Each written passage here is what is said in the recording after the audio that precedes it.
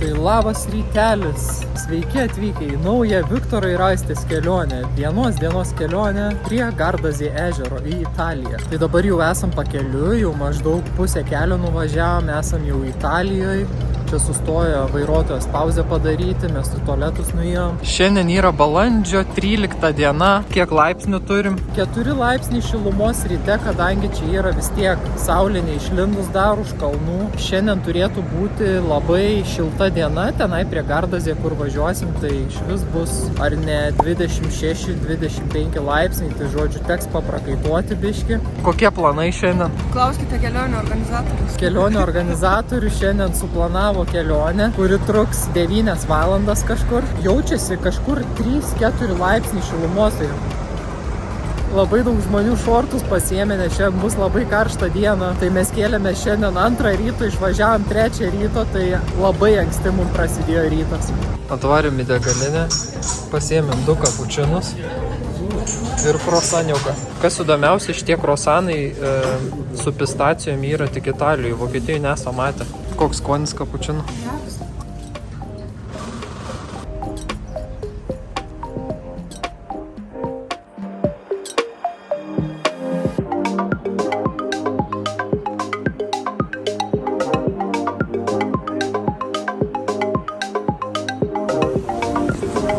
Sveiki visi, sveiki sugrįžę. Paleido mums autobusas dabar ką tik pačiam centre. Dabar einam link paplūdimio. Va, tokiais takeliais. Čia tokie medeliai. Čia daugiau toks kaip parkas, ne, galim sakyti. Tai va, ten jau yra Garda ežeras. O mums reikia tenai, ant to kalno. Tai mes taip eisim palei paplūdimį ir po to kilsim tenai. Nu va, priėjom prie pačio Garda ežero. Tai vaizdai tikrai neblogi. 5 valandos kelio nuo mūsų namų ir gali palmes pamatyti. Pasikeičia klimatas radikaliai. Garda ežeras yra didžiausias ežeras Italijoje ir jie apvažiuoti, pavyzdžiui, su dviračiu arba su mašina yra apie 160 km. Gylis irgi 350 metrų kažkur. Per metus vien tik permiega prie šito ežero šitam regione 13 milijonų turistų per vienus metus. Tai čia nerealiai dideli skaičiai, kai būna vaikų atostogos. Per vaikų atostogas čia nerealiai daug žmonių būna.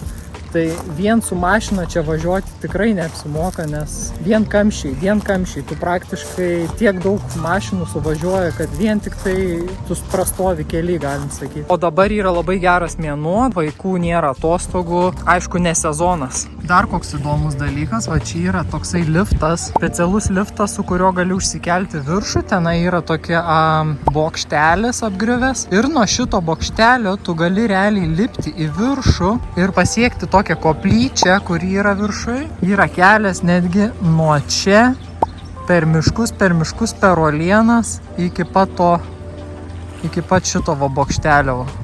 Visas per šitas kelias, va per čia, per miškyną. Bet tenai jau reikia ir normalių batų, nes su paprastais kėdais ten nelabai užlipsi. Ten realiai atrodo neįmanoma užlipti, bet užlipti manoma ir kitam kartui pasiliksi.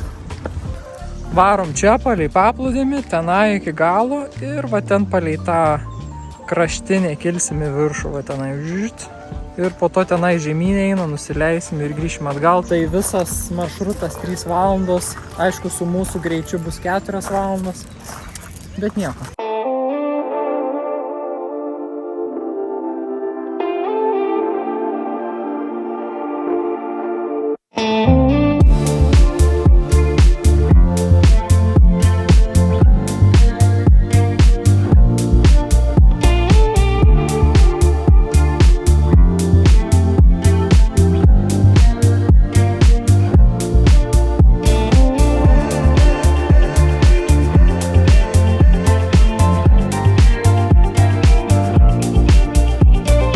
Prieš lipant į kalniuką tepamės biškį kremais, nes saulė yra nerealiai žudanti. Ir čia pasipildėm vandens atsargas. Dabar turim gerti užtektinai 1 litrą, įsitepėm kremais ir pasileisim ten į viršų į kalną. Na va, porą laiptukų palipom ir jau koks vaizdas pasikeitė. Tai va tokiais va ir varysime 3000.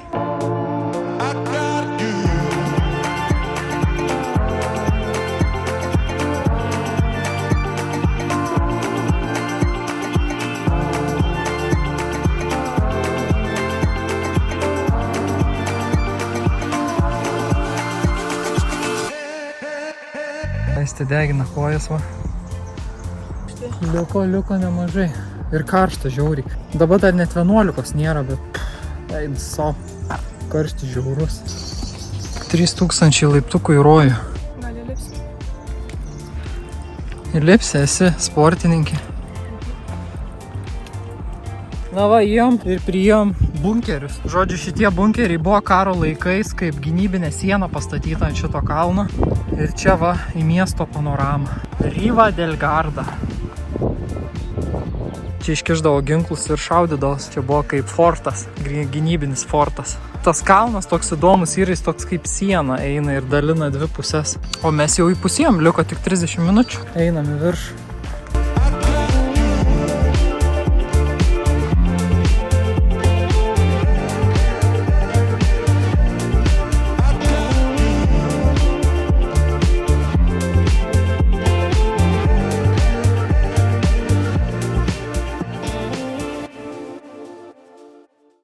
Čia va radau vietą be tvoros. Čia varelis kardukas. Ir toks vaizdas. Ten didelis kempingas, kaip matau, daug namukų ant rato. Šita upė įteka į šitą ežerą ir išteka kitoj pusėje.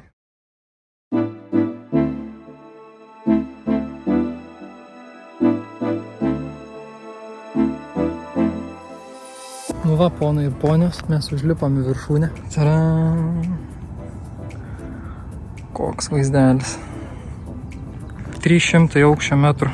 Virš valandos laiko lipom. Ten va žmonės guli, deginas ant bunkerio. Galėtum iki tų antenų dar nueiti, bet tenai, ką žinau, tas vaizdas. Nieko daug nesikeis realiai. Ten ir viršūnė jau skaitos. Rankos kaista. Kad intensyvi, labai saulė, ne? Ilgai nepabūsim. Kaista. Bet jau laikrodį įdegė biškį. Reikės nusileisti iki to miestelio kažkaip. Mes tenai fotkinomės pačioj pradžiai. Tai va, esam ant kalno vieni patys. Bandom išdžiūti, nes nešim 2 kuprinis. Nei vėjuko nieko. Saulė kepina. Atrodo, kad dabar būtų Liepos rugpjūčio vidurys. Toks karštis. Dabar tik balandžio vidurys. Nusvilsim galvas. Nepadės nei nuo saulės kremas. Visi raudoni autobusą sugrįž. Tavo kojas jau paraudonavo. Ne. Tai va, pasidarom porą nuotraukų ir keliaujam Atgal. į apačią. Čia va tas fortas visas, ten langiukai, o čia tokios skylės. Neaišku, čia kas buvo. Čia gal ventiliacijos skylės. Čia tai atšaudydavo, čia buvo tikrai šaudynėms skirta. Čia tai jau prie Riva del Garda miestelio pagrindinės antenos. Va, čia ir be to aukščiausia vieta yra kalno. Tai čia rašo, kad radiacijos biški yra. Na va, lipam po biškį žemyn. Ką mes čia turim? Beveik 4 kilometrus nuėjom. 2 valandas jau slampinėjom, kur žiūrėjau, kad 3 valandas užtruksim aplamai. Dabar einam biškį aplinkui, nusileisim, tokį lūpą padarysim. Ir eisim į miestą, pažiūrėsim, kas miestai gero, ne? Čia va einam žemyn, sakom, bunkeris. Ir čia išdaužta skylė. Aistė sako, reik pažiūrėti, kas viduj. Žiauriai šalta. Šaltis neįi. Tai labai gerai. O, čia gali įeiti. Aš tai neįi. Abijai.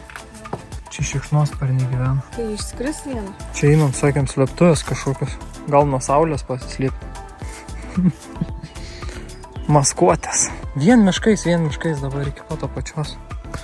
Nusileisim į Alessandrio miestelį. Nuo to miestelio reikės po to paeiti. Na va, leidžiame žemyn. Čia va atėjom, sakom, bum, vaizdas neblogas, bet esmė tame, kad čia skardis belė koks. Nesinori eiti ant to krašto, bet tiesiai žemyn sminga viskas. Čia nelabai matos per kamerą, bet turbūt taip, kaip siena eina žemyn. Ir čia tokie brūzgynai, mes čia einam jau pusę valandos. Čia mes einam keliu ir diskutuojam, sakoma, čia alyvošius. Gali būti čia alyvošiaus lapai.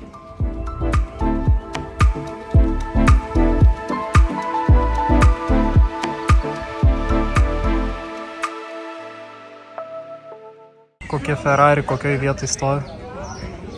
Tokie gali važiuoti vidų. Jau beveik atėjom iki Gardas ežero. Tai būsim tokį ratuką padarę per visą kalną aplinkui.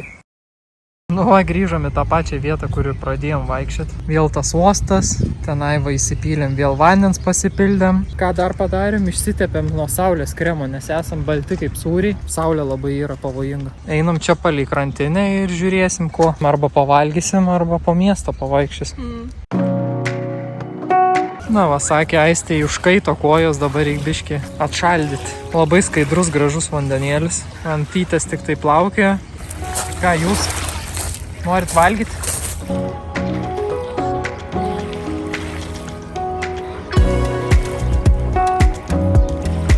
Ledas. Ledas. Eina savo. Žiauriai šaltas. Eina savo, aš ilgai neišbūsiu. Trauks kojas. Dabar ką tik paguglinom. Galvom, ar atspėsim, kokia yra temperatūra vandens. Nu?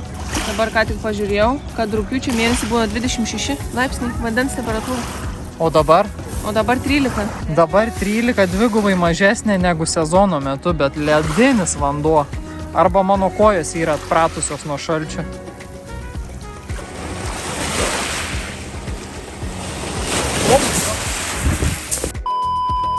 Ką tik vos batų mano nepaskandino, praplaukė laivas ir bangas sukėlė belio kokias tikras. Tai pasitraukėm biškį šoną. Norėjau biškį nufilmuot valtikę, kaip plaukia gražiai.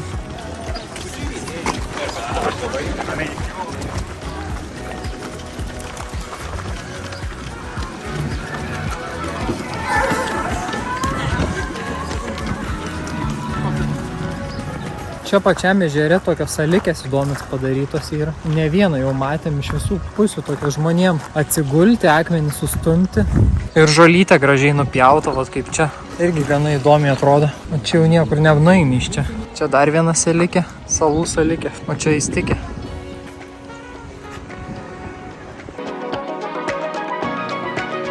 Artėjom prie miestelio. Čia dabar toks parkelis gražus padarytas. Čia ir žmonėm praeit, dviračiam pravažiuoti. O ten vien parkai, pasivaikščiot žmonėm.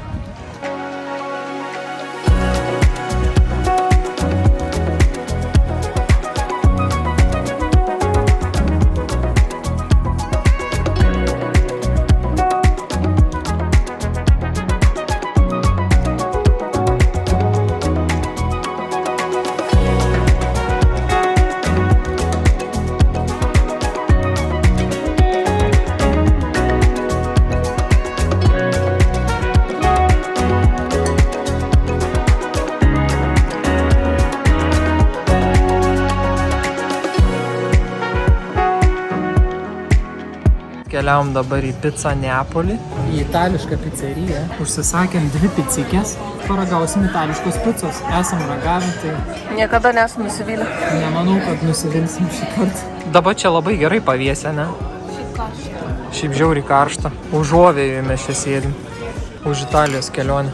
Aš užsisakiau Aperol špricą, Viktoras Garda špricą. No. O čia skiriasi? Garda špric, čia yra daugiau apelsinų įdėta. Ponam atnešė pizzas. Aistė tokia va, su grybais, alyvuogėm ir kopūstais. Man vulkanas čia yra su tunu ir pomidorais ir rukola.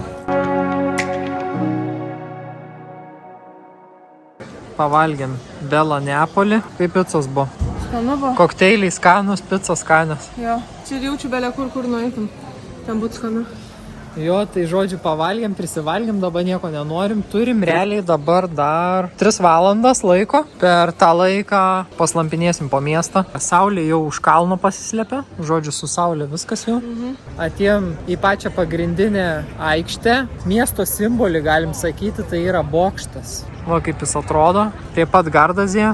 Čia dar yra irgi paminklas vienas pastatytas. Neseniai buvo renovuotas, nes jau buvo labai prastos būklės. Tai jau buvo pradėję kristi plytos, kažkuriam žmogui vos ant galvos neužkrito. Nu, atrodo padoriai iš tikrųjų.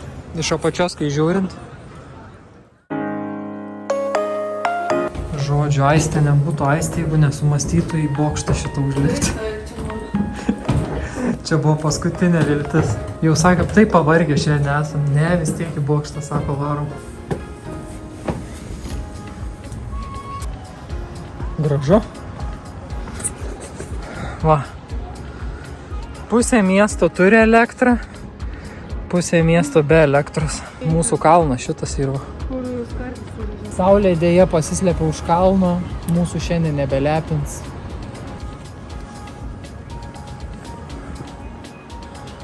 Čia va pagrindinė aikštė iš viršaus.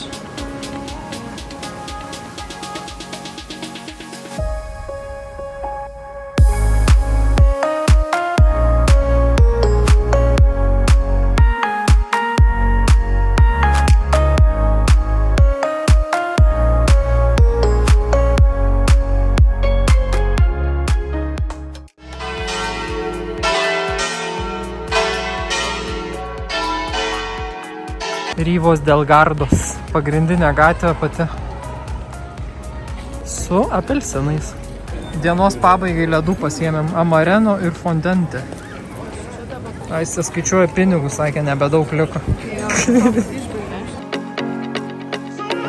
Nu va ir ant galo į parduotuvę tiem. Susikoncentravo, žiūri ką pirkti. Visokie sausainukai, itališki. Galvoja labai. Pagrindė geralai visokie, ne? Gavus. Ką įdomesnį nusipirkom, tai šitas tradicinis gėralas. Jisai 20% yra stiprumo, reikia susimaišyti su mineraliniu vandeniu. Labai tipo skanus. Aistė irgi ištroškus, va. O čia stovi nerealius džipas. Labai gražiai atrodo. Nu tai ką pasakysi apie šiandienos kelionę? Taip jau ir į pabaigą atėjo. Visai nebloga. Ką reiškia nebloga? 8 iš 10. Dėl ko? Galėjo nebūti taip karšta. Per karštį ir kalną, ne? Jo. Tai buvo.